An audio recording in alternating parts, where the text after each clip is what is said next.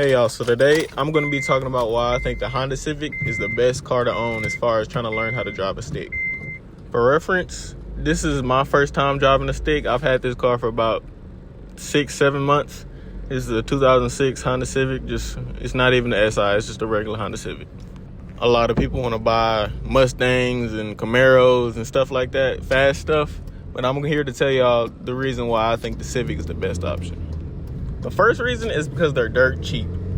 You can find many for a couple $100s, couple $1,000s. You can find these for as low as $500 I've seen. They can go all the way up to $10,000, $5,000 depending on how new you get them and like how many miles you got. But for the most part, all of them are cheap. I got mine at the beginning of the year, and in 2024, it's a terrible time to buy cars. Just everything's expensive. I bought mine for around $4,000, and it's a 2006, but it had only 125,000 miles, which is really low for a Civic. These things are bulletproof.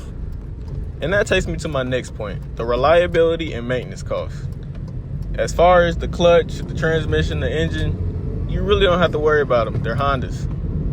As long as you buy the car from somebody that you know actually took care of the car and didn't drive it crazy, then you should be good.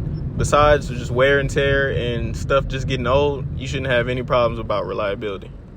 And since they're Hondas, there's a million parts for them. Say you burn out the clutch or you do something wrong with the transmission because you're learning, the parts won't be as expensive as, say, like a BMW or something like that.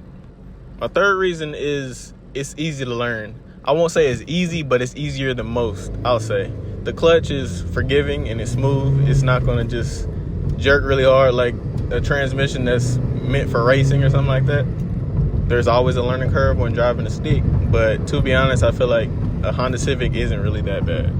And since these cars really don't have that much horsepower, you can really tell when you're doing something wrong. And that's good to learn. Like when I first started learning and I wasn't using the clutch correctly, I could tell because the engine was dying really, like it started shaking really bad. And like to keep the car like running compared to like a stronger car that has more horsepower and torque, you're gonna feel it more just because the car is gonna peter out sooner than it would like say a V8 would.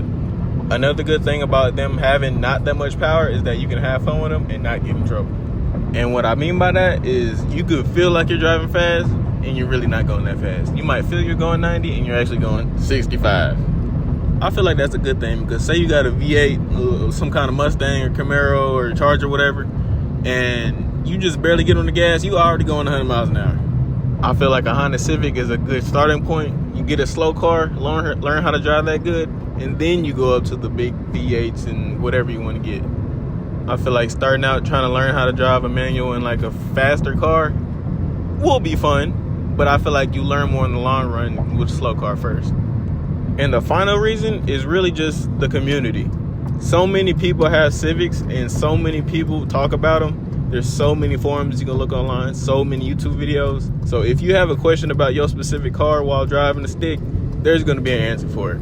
Somebody's had the same problem you had and they'll be able to tell you about it because like so many people have these cars. So those are all the reasons why I feel like getting a Honda Civic is one of the best cars you can get when learning how to drive a stick. So for any of my fellow Honda Civic drivers who have sticks, y'all go ahead and comment in the comment section if I missed anything. But that's it for me. I'm going to go ahead and shut up so y'all can see the point of view driving video without any talking, just raw footage. So if y'all have any questions, y'all let me know. Peace out.